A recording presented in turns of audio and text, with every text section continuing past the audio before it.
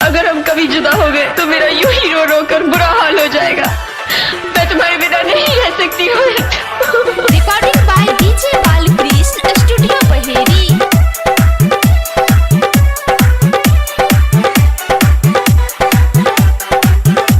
Music director DJ Balkrishna.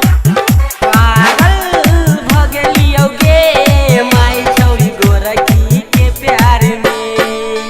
पागल भगलियो गे माई छौरी गोरखी के प्यार में।